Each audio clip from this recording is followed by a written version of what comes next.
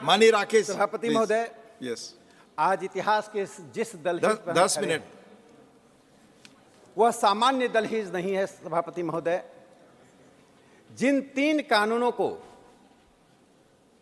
साम्राज्यवादियों ने साम्राज्यवाद के हित में लिखा था, आईपीसी, सीआरपीसी और इंडियन एविडेंस एक्ट, जिसे हाउस ऑफ कॉमन्स और हाउस ऑफ लॉर्ड्स ने पारित किया था, जिसे भारतीयों को दासता के बंधन में दमन के साथ बनाकर रखने के लिए बनाया गया था, आज उन 3 कानूनों को परिवर्तित ही नहीं किया जा रहा। 3 कानूनों को पूरी तरह से खारिज करके 3 नए कानून को बनाया जा रहा है। प्रधानमंत्री नरेंद्र मोदी जी इस देश में डीकोलोनाइजेशन का एक नया इतिहास लिख रहे हैं।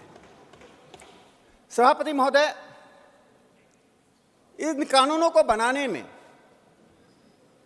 जो परिश्रम हुआ, उसकी मैं एक छोटी सी झांकी बताना चाहता हूं, जिसे कल माननीय गृह मंत्री अमित शाह जी ने लोकसभा में बताया था। 18 राज्यों ने, 16 उच्च न्यायालयों ने, सर्वोच्च न्यायालय ने, 22 लॉ यूनिवर्सिटीज ने, 5 विधिवेत्ताओं ने जो शिक्षाविद हैं, और 200 आईपीएस ऑफिसर्स ने, करीब 40 सांसदों ने और स्टैंडिंग कमेटी के साथ 3200 सुझाव आए। इन 3200 सुझावों में से इन 3 कानूनों को बनाया जा रहा है। जो मुख्य बातें जो चर्चा हुई, मैं 4-5 बातें उसमें उल्लेखित करना चाहता हूं। जो लोग महिलाओं के हित की बात करते थे, लेकिन महिलाओं को संरक्षण न कानून दे पाती थी, न पुलिस दे पाती थी, आज इस कानून के द्वारा 18 वर्ष की महिलाओं को, यानी 18 वर्ष तक की बच्चियों को उस श्रेणी में लाया गया, यदि उनके साथ बलात्कार होता है तो उसे फांसी की सजा दी जाएगी। 0 एफआईआर और एस्कॉन्डिंग, यानी फरार होने की जो संख्या थी, अपराध की संख्या 19 थी, उसे बढ़ाकर 120 कर दी गई है। सभापति महोदय, जो बुनियादी परिवर्तन हुआ है, उस बुनियादी परिवर्तन से समाज के सबसे हाशिए के लोग, महिलाओं को और भारतीय परिवेश में आ रही नई चुनौतियों का सामना करने में तीनों कानून सामर्थ्य होंगे। कांग्रेस के शासनकाल में 58 साल तक इस देश में कांग्रेस पार्टी ने राज किया। सीआरपीसी में 78 परिवर्तन किए गए, 78 संशोधन किए गए। और इंडियन एविडेंस एक्ट में 22 संशोधन किए गए, लेकिन यह पैचवर्क चलता रहा। इस पैचवर्क से अलग हटकर माननीय प्रधानमंत्री नरेंद्र मोदी जी ने और माननीय गृह मंत्री श्री अमित शाह जी ने इन तीनों कानूनों में आमूल चूल परिवर्तन किया। सीआरपीसी के 177 धाराओं को, सेक्शन को समाप्त कर में बदलाव लाया गया है, 24 को हटा दिया गया है। इंडियन एविडेंस एक्ट में लगभग 24 धाराओं में परिवर्तन किया गया है, 6 धाराओं को हटा दिया गया है।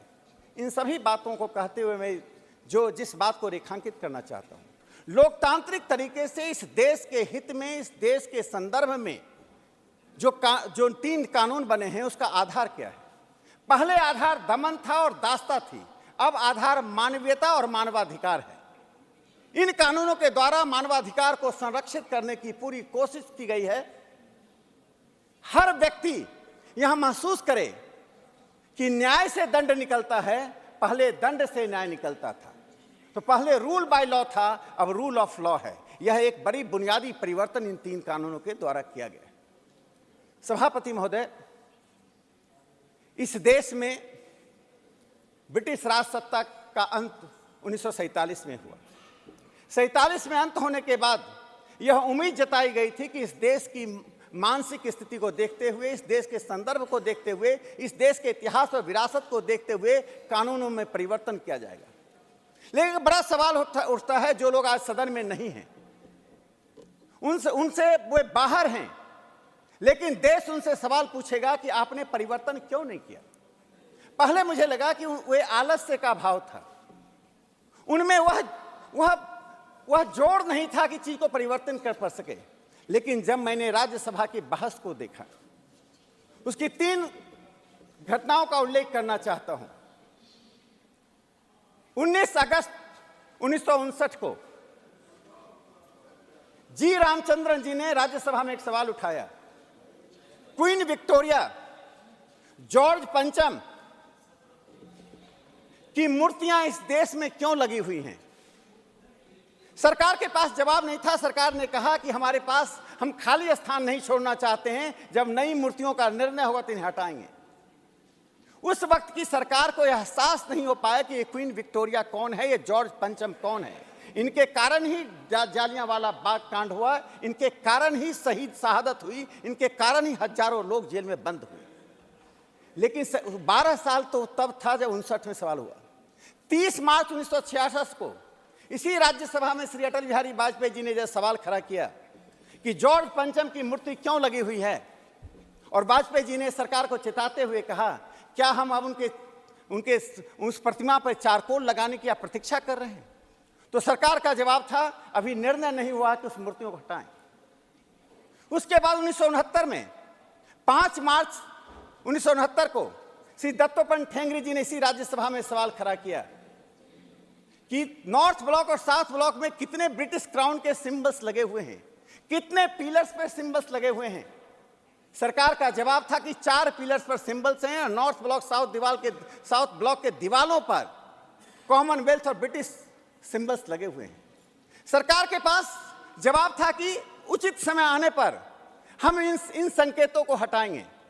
जिन लोगों ने ब्रिटिश साम्राज्यवाद के साथ सामाजिक जीवन जीते हुए, उनके संस्कृति का हिस्सा बनते हुए, जिसे मैकाले ने कहा था कि वे कलर में, वे रंग से तो भारतीय हैं, लेकिन अपने सोच में, अपनी समझ में, अपनी बुद्धि में, विवेक में वे अंग्रेज हैं। ऐसे ही जमात ने इस देश को ब्रिटिश कानून का बंधक रखा। सभापति महोदय, इंडियन एविडेंस एक्ट के मैं 4 सेक्शन का जिक्र करना चाहता हूं। Section 57, 37, section 81, section 82। इसका कोई भी भारतीय पढ़ेगा, उसमें British crown, his majesty, British parliament, crown printing press, इन सब का जिक्र है। यानी आज़ादी के 47 में आज़ाद देश हुआ और 70 साल तक हमारे कानूनों में ब्रिटिश साम्राज्यवाद, British crown, British parliament, British high courts, British seals, British symbols और लंदन गजट, इसका जिक्र होता रहा। आज उन कानूनों को अब दस्त कर दिया गया है। सभापति महोदय, प्रधानमंत्री नरेंद्र मोदी जी ने इस देश को डीकोलोनाइज करने का जो एक बड़ा अभियान छेड़ा है, वह एक सर्वसमावेशी अभियान है। मैं एक चिंतक को उद्धृत करना चाहता हूं, गुटो को। कैसे गुटो की उन बातों को प्रधानमंत्री नरेंद्र मोदी जी के इस कार्यक्रमों में दिखाई पड़ रहा है। गुटो ने कहा, before decolonising the legal system, justice system and laws, you have to decolonise your mind.